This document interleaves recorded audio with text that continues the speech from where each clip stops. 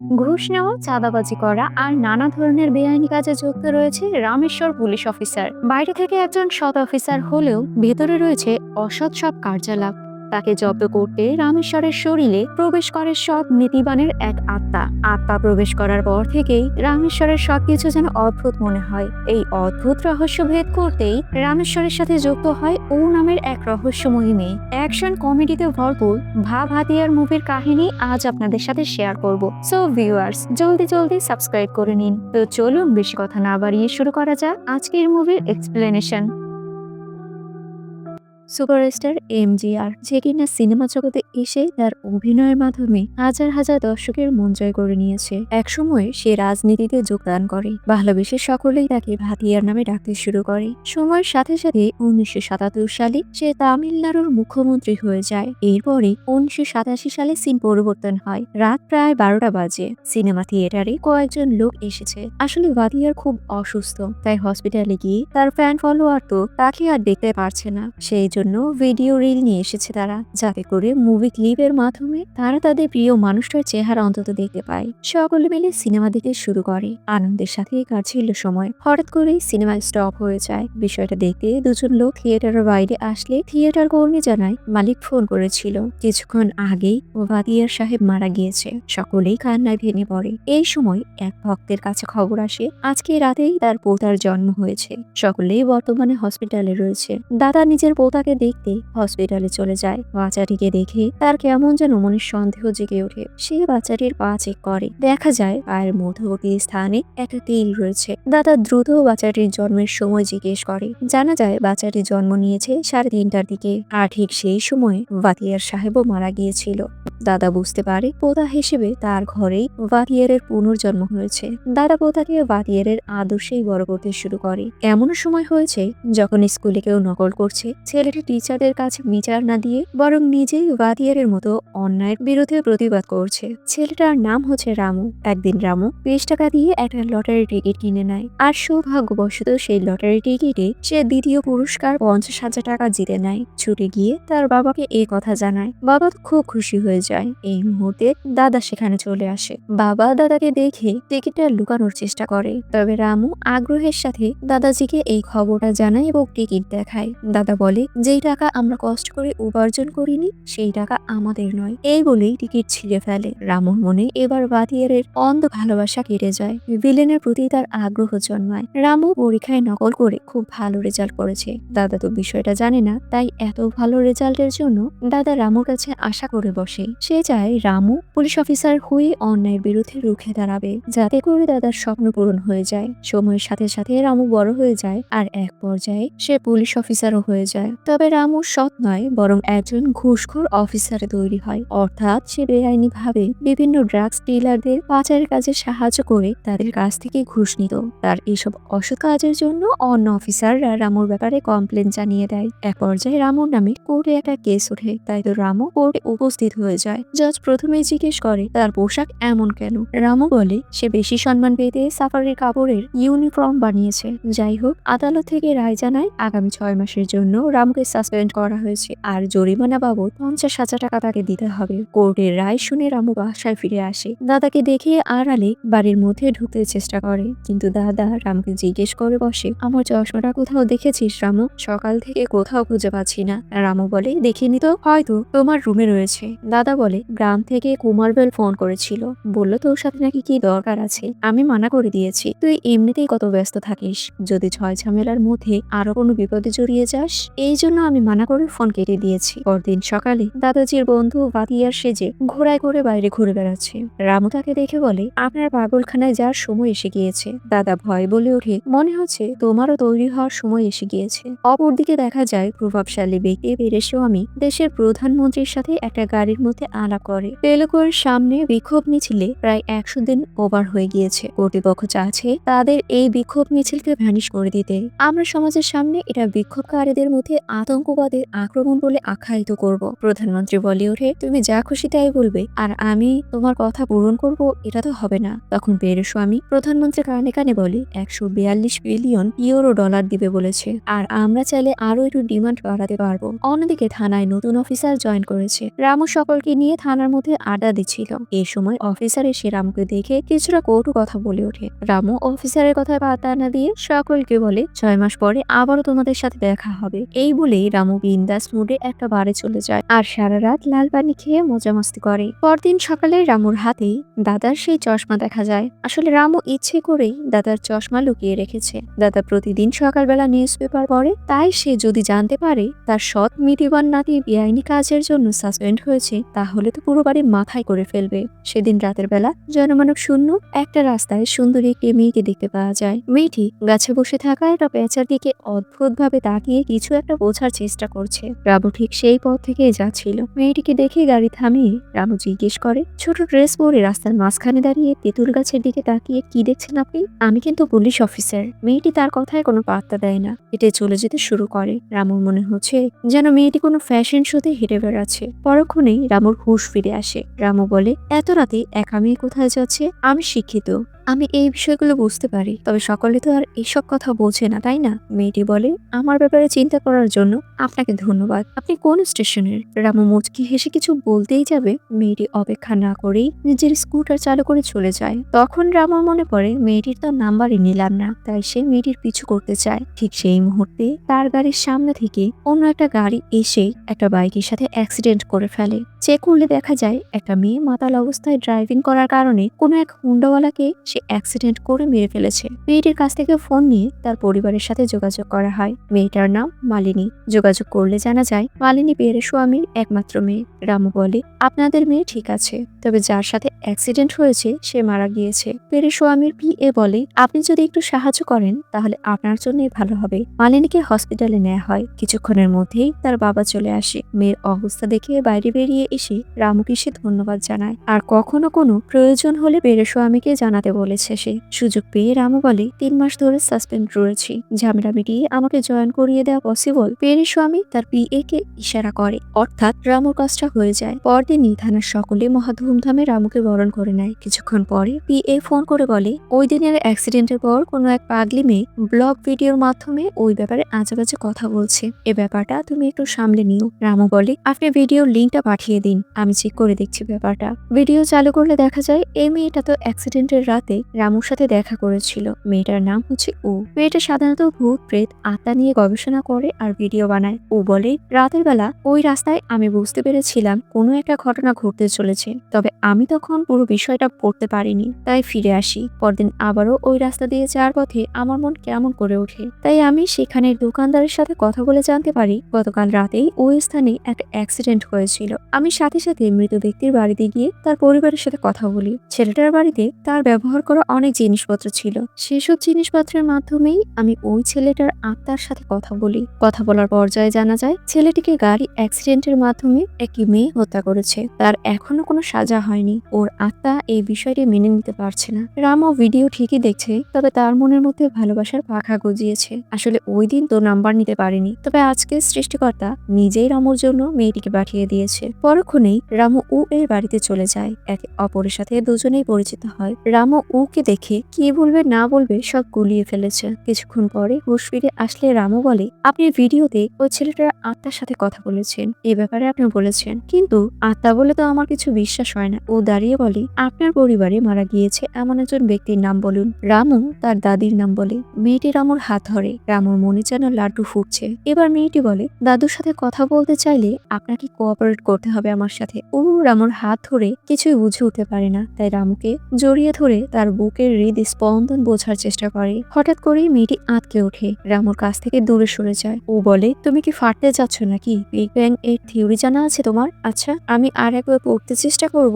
রামু তো খুশি হয়ে হ্যাঁ বলে দেয়। ও তখন আবারও বুকের সাথে মাথা লাগায়। এবার রামু তার স্বপ্নের রাজ্যে হারিয়ে যায়। একসময় তার সহকর্মী এসে এমন পরিস্থিতি দেখে স্বপ্ন ভাঙানোর জন্য হাত থেকে ইচ্ছাকৃতভাবে একটা পাত্র ফেলে আওয়াজ করে। রামু স্বপ্নের ঘোর থেকে বাইরে বেরিয়ে আসে। ও বলে, তোমার দাদু তোমাকে নিজের খেয়াল রাখতে বলেছে, খুব দ্রুত বিয়ে করে নিতে বলেছে, আর সবচেয়ে জরুরি কথা হচ্ছে তোমার দাদাকে বোকা বানাতে মানা করেছে। এই কথাগুলো রামুর কাছে খটকা লাগে। এরপরে সে সেই স্থানে চলে যায়। এদিকে দাদার কাছে একটা বাচ্চা মেয়ে এসে তার চশমাটা দিয়ে যায়। দাদা এতদিন পর তার চশমা পেয়ে খুব খুশি হয়ে যায়।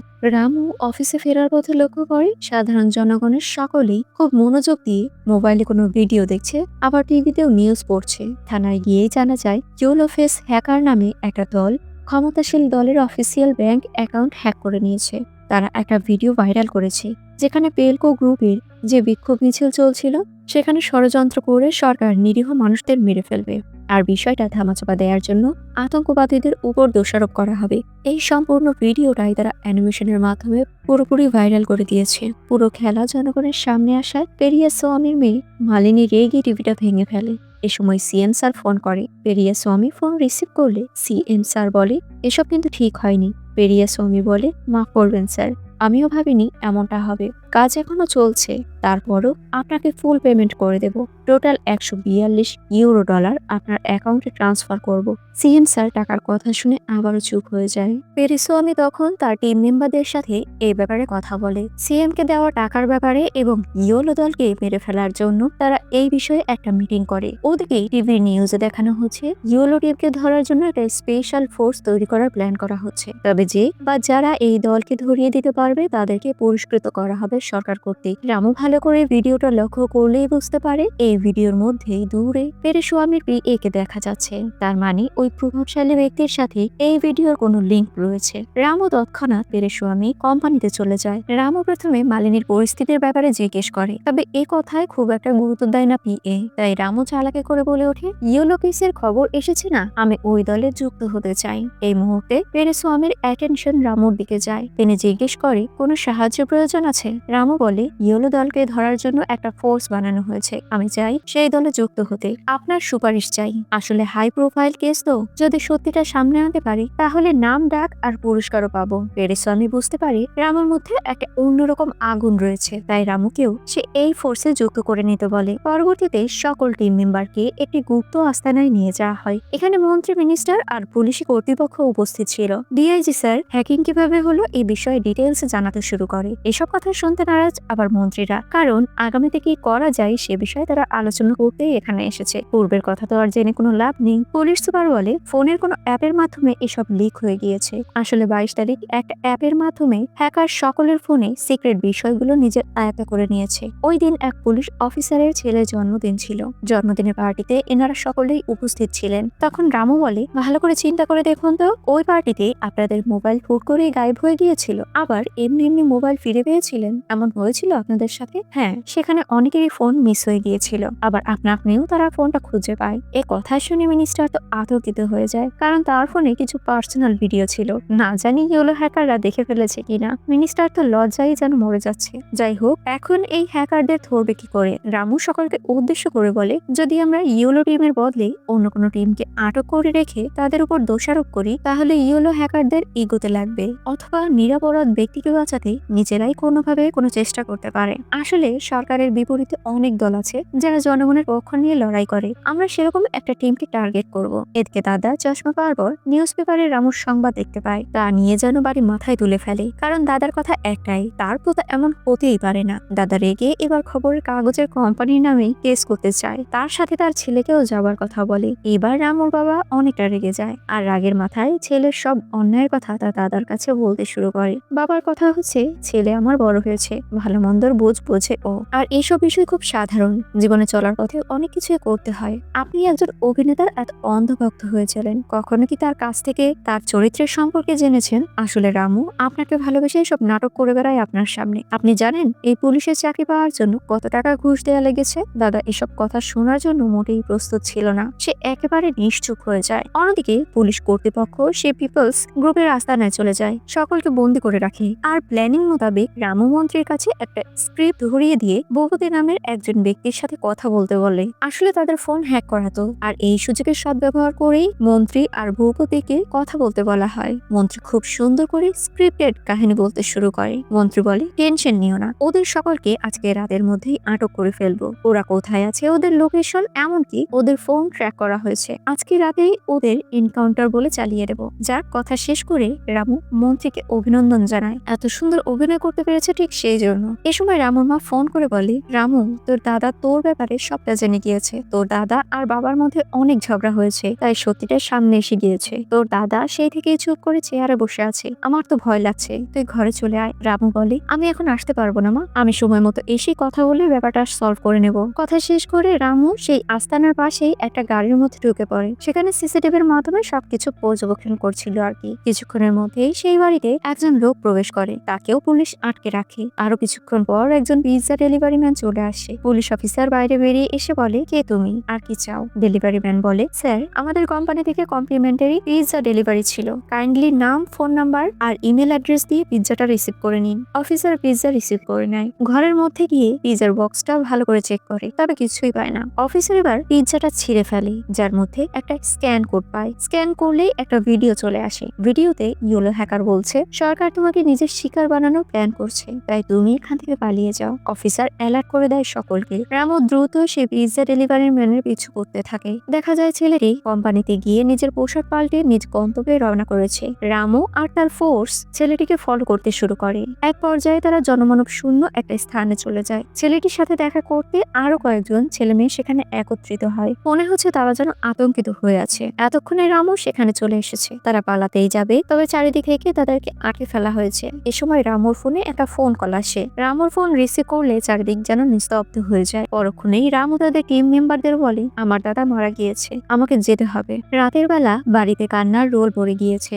দাদার সকল বন্ধুরা তাকে দেখতে বাড়িতে ভিড় জমিয়েছে। রামু যেন স্তব্ধ হয়ে আছে। কিছুক্ষণের মধ্যেই এসে দাদুর মৃতদেহের ওপর শ্রদ্ধাঞ্জলি জানায়। এরপর বেরিয়ে যাওয়ার সময় রামুর কাঁধে হাত রেখে তাকে সান্ত্বনা দেয়। এদিকে বেরিয়ে সনি কর্তৃপক্ষের সাথে যোগাযোগ করে এই ইয়েলো হ্যাকারদের কিভাবে মারবে সে ব্যাপারে প্ল্যানিং করে। এমন কোনো প্ল্যানিং করতে হবে যাতে করে সাপও মরে আর লাঠিও না ভাঙে। থানায় ইয়েলো টিমদের সকলকে মারধর করা হচ্ছে। এরপর তাদের কাছ থেকে একটা মিথ্যে স্টেটমেন্টে সই করিয়ে নেওয়া হয়। মানে তারা যা যা করেছে সেসব গুজব, এই বলেই একটা স্টেটমেন্ট তৈরি করা হয়। রামুর বাড়িতে রামু অদ্ভুত কিছু অনুভব করছিল। মনে হচ্ছে দাদা তাকে যেন পেছন থেকে বারবার ডাক দিচ্ছে। হঠাৎ করেই বাতিয়ারের ছবি থেকে আওয়াজ আসে, রামু, তুই এটা কি করেছিস? ছবির দিকে তাকালে দেখা যায় সকলের চোখ যেন লাল বর্ণের হয়ে গিয়েছে। রামু আতঙ্কিত হয়ে ওঠে। সে স্থান থেকে পালিয়ে যেতে চাইলে বাতিয়ার বলে, দাঁড়াও, পালাবে না। আয়নার দিকে তাকাতেই বাতিয়ারের ছবি স্পষ্ট ফুটে ওঠে। চোখের পলকে রামু যেন অন্য রাজ্যে চলে যায়। দাদা বলে, সকলে আমার রামুর মাথা নষ্ট করে ফেলেছে, এখন আমি আমার পোতাকে তোমার হাতে তুলে দিলাম, তুমি বেরিয়ে আসো বাতিয়ার সাহেব। থানার মধ্যে থেকে ইয়েলো হ্যাকারদের একটা গুপ্ত আস্তানায় নিয়ে যাওয়া হয়েছে। বলা হচ্ছে সেখানে কিছু জিজ্ঞাসাবাদ করবে, এরপর তাদের ছেড়ে দেওয়া হবে। ছেলেগুলো বুঝতে পারে আসলে পুলিশ অফিসাররা তাদের মারার প্ল্যানিং করছে, তাই তারা সেই স্থান থেকে পালানোর চেষ্টা করে। তবে এতগুলো পুলিশ অফিসারের সাথে পেরে ওঠে না তারা। এই মুহূর্তে তাদের বাঁচাতে রামুর ছদ্মবেশে থাকা বাতিয়ার সেই স্থানে ঘোড়ায় করে চলে আসে। পরনে রয়েছে আদিকালের সিনেমা যুগের কস্টিউম, হাতে রয়েছে বাতিয়ারের সেই নাম করা চাবুক, যে চাবুক দিয়ে এক এক করে সকলকে ধুলাই করে ফেলে। পুলিশের সকলকে ওয়াশ করা শেষে ইয়েলো হ্যাকারদের সেই স্থান থেকে চলে যেতে বলে। সকলে সেই স্থান থেকে চলে যায়। পরদিন সকালে একটা পানি ট্যাঙ্কির ভেতর থেকে রামু বেরিয়ে আসে। তবে তাকে দেখে বোঝা যাচ্ছে গতকাল রাতে সে যে কি করেছে আর কিভাবে পানি ট্যাঙ্কের মধ্যে এসেছে এ ব্যাপারে সে কিছুই জানে না। বাড়িতে ফিরে দাদার শেষকৃত্যের সকল কাজ সম্পূর্ণ করা হয়। পরক্ষণে পুলিশ টিম মেম্বাররা এসে রামুকে বলে, কালকে একজন মুখোশধারী ব্যক্তি ঘোড়ায় করে এসে ইয়েলো হ্যাকারদের ছাড়িয়ে নিয়ে গিয়েছে। যে এসেছিল সে এমজিআর অর্থাৎ বাতিয়ারের রূপে এসেছিল, আর ঠিক সেই স্টাইলে সকলকে মেরেছে। 3 জন লোক হসপিটালে ভর্তি রয়েছে। ডিটেলসে সব কথা শুনে রামুর মাথা ঘুরে যায়, কারণ একজন মানুষের পক্ষে এতগুলো মানুষকে মারা আসলে কি সম্ভব? এটা তো কোনো সিনেমা নয়, তাই না? রাতের বেলা আবারও রামু বাতিয়ারের রূপে ফিরে আসে। এরপর সে বেআইনি হোটেলে গিয়ে সবকিছু ভাঙচুর করে ফেলে। তৎক্ষণাৎ শোনা যায় দূর থেকে কোনো একটা মেয়ে সাহায্যের জন্য চিৎকার করছে। পরক্ষণে বাতিয়ার মেয়েটিকে সাহায্য করতে দ্রুত বাইরে চলে আসে। দেখা যায় কিছু গুন্ডারা মেয়েটিকে আটক করে ফেলেছে। বাতিয়ার গুন্ডাদের জব্দ করে মেয়েটিকে বাঁচিয়ে নেয়। আসলে বাতিয়ার রাত হলেই ছদ্মবেশে অন্যায়ের বিরুদ্ধে প্রতিবাদ করে। পরদিন সকালে রাম আবারও নিজেকে পানির ট্যাঙ্কির মধ্যে পায়। প্রতিটা নিউজে বাতিয়ারের ছদ্মবেশে থাকা কোনো এক ব্যক্তির অন্যায়ের বিরুদ্ধে প্রতিবাদের বিষয়টা ভাইরাল হয়ে গিয়েছে। আজকে বাতিয়ার তার মাকে জিজ্ঞেস করেই ফেলে, মা, ঘুমের তোমাদের মধ্যে আমাদের বংশের কারো হাঁটার অভ্যাস রয়েছে? মা জানায় এরকম কারো স্বভাবই নেই। রামুর কাছে তার পরিচিত ব্যক্তিরা এসে বলে কাল রাতে বাতিয়েরা আমাদের কাছে এসে আমাদেরকে প্রচুর মেরেছে আর ওয়ার্নিং করে গিয়েছে যেন তোমাকে আর ঘুষ না দেই, কিন্তু ঘুষ নিয়েছে তুমি, আমাদের কেন মারলো? আমরা তো এটাই বুঝলাম না। রামু বলে দেখছি কি করা যায়, তবে এই ব্যাপারে কাউকে কিচ্ছু বলো না, এখান থেকে চুপচাপ করে চলে যাও। পরবর্তীতে রামু পেরিয়া সোনের অফিস কক্ষে চলে যায়। তিনি বলেন যে কোনো মূল্যেই হোক ওই ইয়েলো হ্যাকারদের ধরে এনে দাও, তাহলে তোমার পুরো লাইফ সেটেল করে দেবো। কাজটা 10 দিনের মধ্যে করে ফেলতে হবে, না হলে 1000 কোটি টাকার লস হয়ে যাবে। টাকার ব্যাপারটা বাদ দিলাম, তুমি জানো আমাকে এই পর্যন্ত আসার জন্য কতটা কাঠখড় পোড়াতে হয়েছে। আমি এই হাত দিয়ে কত মানুষকে মেরে ফেলেছি। তুমি ইউলো হ্যাকার আর বাতিয়েরকে যদি আটক করতে না পারো তাহলে আমি অতীতের রূপে ফিরে আসবো আর তোমার ওপর সব বিপদ নেমে আসবে। শুরু হয়ে যায় রামুর তদন্ত। সারাদিন কাজ, আবার নিজের অজান্তে রাত জেগে থেকে রামুর অবস্থা প্রায় 12টা বেজে গিয়েছে। ক্লান্ত হয়ে সে গাছের নিচে বসে পড়ে। হুট করেই একটা পেঁচা পাখির দিকে তার নজর পড়ে। মনে পড়ে ও এর কথা। দ্রুত তার সাথে দেখা করতে চলে যায়। ও রামুকে দেখে বলে কি হয়েছে তোমার? রামু বলে কি হয়েছে বুঝতে পারছি না। ও রামুর কাছে গিয়ে জড়িয়ে ধরে বিষয়টা বুঝতে চেষ্টা করে। বুকের মধ্যে থাকা দাবানলের আগুনের আওয়াজ পেয়ে ও বলে ওঠে রামেশ্বর, মনে হচ্ছে না তুমি স্বাভাবিক আছো। ও রামুকে নিয়ে একজন সাইকিয়াট্রিস্টের কাছে যায়। এরপর তাকে পরীক্ষা করতে শুরু করে। ঠিক তখনই রামুর ভেতরকার থেকে বাতিয়ের বেরিয়ে এসে বলে আমি রামু নই, আমি এমজিআর। লোকটি সব শুনে যেন সেখানেই জ্ঞান হারা হয়ে পড়ে। রামু শীষ বাজিয়ে তার ঘোড়াকে ডাক দেয়। ও এসব কিছুই বুঝে উঠতে পারে না, তাই রামুকে জড়িয়ে ধরে বিষয়টা বুঝতে চেষ্টা করে। বাতিয়ার বলে তুমি এখনো বাচ্চা, আমার বিষয়ে বোঝা তোমার শাস্ত্রেরও বাইরে, একটা কথা মাথায় রেখো। রামুকে কখনো তার ভেতরকার বাতিয়ার অর্থাৎ আমার কথা তুমি জানাবে না। এই বলে বাইরে বেরিয়ে ঘোড়ায় করে রামু সেই স্থান থেকে চলে যায়। এরপর প্রচুর পরিমাণে খাবার নিয়ে ইয়েলো হ্যাকারদের বাড়িতে পৌঁছায়। আসলে তাদের জন্যই খাবার এনেছে বাতিয়ার। সকলেই খুব খুশি হয়ে যায়। বাতিয়ারের কথা মন মতো খাবার খেয়ে আগামী যুদ্ধের জন্য প্রস্তুত হয়ে যাও। সকাল হতে চলেছে, আমাকে এখান থেকে যেতে হবে। পরদিন আবারও নিজেকে রামু পানির ট্যাঙ্কির মধ্যে পায়। সে গতকালকে সবকিছু মনে করার চেষ্টা করে। এ সময় রামুর ফোনে একটা ফোন কল আসে। রিসিভ করলে জানা যায় এমজিআর কে ধরার জন্য একটা উপায় খুঁজে পেয়েছে তারা। রামু দ্রুত অফিসে চলে যায়। দেখা যায় অফিস কক্ষে ও উপস্থিত রয়েছে। রামু বলে ও তো খুব ভালো মেয়ে, ওকে কেন এখানে আনা হয়েছে? মন্ত্রী একটা ভিডিও ফুটেজ দেখায় যেখানে বাতিয়ারের চেহারা স্পষ্ট ছিল না, তবে মেয়েটি পাশে দাঁড়িয়েছিল, তাই ওকে তারা ধরে এনেছে। পাশ থেকে পুলিশ অফিসার বলে ওঠে এ তো মনে হচ্ছে তোমার মতো দেখতে। রামুর চোখ যেন বড় হয়ে যায়। অফিসার বলে আমি তো মজা করছিলাম। রামু বলে কি করতে হবে স্যার? দেখা যায় রাতের বেলা ছাদের উপর ওকে বেঁধে রাখা হয়েছে। আসলে তার সাহায্যেই এমজিআর কে ধরার প্ল্যান করছে তারা। অন্য অফিসার বলে তোমাকে বাঁচানোর জন্য এমজিআর আসবে তো? ও বলে পুলিশের সাথে রয়েছে, তাহলে এমজিআর কেন আমাকে বাঁচাতে আসবে? রামু বলে ও তুমি বুঝতে পারছো না আমার উপর কি পরিমাণ প্রেশার রয়েছে, প্লিজ আমাদের সাথে কোঅপারেট করো, অনেক প্রেশারে আছি। ও হেসে বলে আচ্ছা ঠিক আছে। সকলেই নিচে নেমে যায়। ও সাহায্যের জন্য চিৎকার করে, তবে কেউই আসে না। তাই সে সেখানে থাকা এক কর্মীকে নিজের গালেই চড় মারতে বলে। লোকটি ও এর গালে চড় লাগায়। মেয়েটি বলে এরপর যা হবে তার জন্য আমার কোনো দায়ভার থাকবে না। এসব কিছু সিসি ক্যামেরায় সকলেই দেখছে। ও ব্যথায় চিৎকার করে ওঠে। সাথে সাথে সেখানে কারেন্টের মিটার নষ্ট হয়ে যায়। চারিদিকে ধুধু অন্ধকার। চোখের পলকে বাতিয়ার হাজির হয়ে যায়। সকলকে মেরে ও এর হাতের বাঁধন খুলে দেয়। এদিকে নিচের কর্মীরা বিল্ডিং এর উপরে উঠতে গেলে এই মুহূর্তে নিচে রামুকে পড়ে থাকতে দেখে টেনে তোলে। এরপর আবারও ছোটাছুটি শুরু হয়। বাতিয়ার অন্ধকারের মধ্যেই এক এক করে সকলকে মারতে শুরু করে। মারামারি শেষে ঘোড়াটি নিয়ে আসে। ওকে ঘোড়ার উপর উঠিয়ে পাঠিয়ে দেয়। এরপর সেই স্থানে চলে আসে। পরদিন সকালে তার হুঁশ ফিরে আসে। এখনো পুলিশি তদন্ত চলছে। রামু বাড়ি ফিরে আসে। চোখটা বন্ধ করে একটু ঘুমোতে যাবে। মা চিৎকার করে উঠে বলে দেখ না ঘরে কারা যেন প্রবেশ করেছে। রামু দৌড়ে উপরের তলার ঘরে গিয়ে দেখে এখানে ইয়েলো গ্যাংস্টাররা রয়েছে।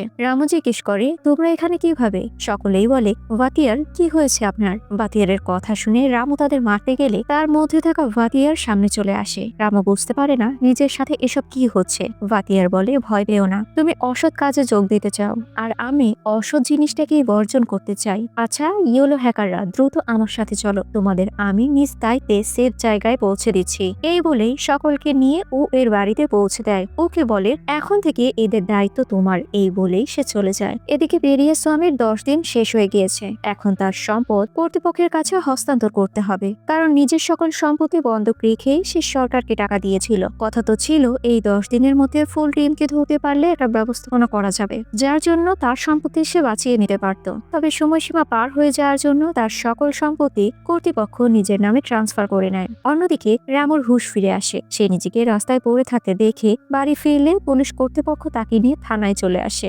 অফিসার বলে, কালকে যে ঘটনাটা ঘটেছে সেখানে সাসপেক্ট এর বডি ল্যাঙ্গুয়েজ তোমার মতো, এটা জাস্ট একটা ফর্মালিটি, তাই তোমাকে আমাদের সাথে একটু কোঅপারেট করতে হবে। তাকে নিয়ে ফরেন্সিক ল্যাবে ঢোকা হয়। রামু খুব আতঙ্কিত হয়ে রয়েছে। সে বলে ওঠে, কম্পিউটারের রিপোর্ট তো ভুলও আসতে পারে। পাশে পুলিশ অফিসার মুচকি হেসে বলে, কম্পিউটার কখনো মিথ্যে বলে না। রামু এবার ওয়াশরুমে যেতে চায়। অফিসার বলে, সব কাজ শেষ হলে তবেই ওয়াশরুমে যেতে পারবে। রামু বলে, কেন, ওয়াশরুমে গেলে কি ফিঙ্গারপ্রিন্ট পাল্টে যাবে? পরক্ষণে সে ওয়াশরুমে ঢুকে পড়ে আর তার ভিতরকার বাতিয়ার সাহেব জেগে ওঠে। সে বলে, ভয় পেও না, আমি আছি তো, সবকিছু ম্যানেজ করে নেব, আমার উপর বিশ্বাস রাখো। এই বলে ইয়েলো হ্যাকারদের ফোন করে সম্পূর্ণ ঘটনাটা খুলে বলে। তারা বলে, এই বিপদ থেকে বাঁচতে হলে রামুর ফোনে সেই স্থানের ওয়াইফাই কানেকশন দিতে হবে, বাকি সবকিছু তারা বুঝে নেবে। রামু ওয়াশরুম থেকে বেরিয়ে আসে। অন্য অফিসার ওয়াশরুম চেক করতে গেলে তাকে বাইরে থেকে লক করে দেয় রামু। এরপর অফিস কক্ষ থেকে একজন লোককে বলে ওয়াইফাই পাসওয়ার্ডটা নিয়ে নেয়। এতক্ষণে পুলিশ অফিসার বেরিয়ে এসেছে। দেখা যায় রামুর ফিঙ্গারপ্রিন্ট নেওয়া হচ্ছে। প্রথমে ম্যাচ করে, তবে হ্যাকিং এর মাধ্যমে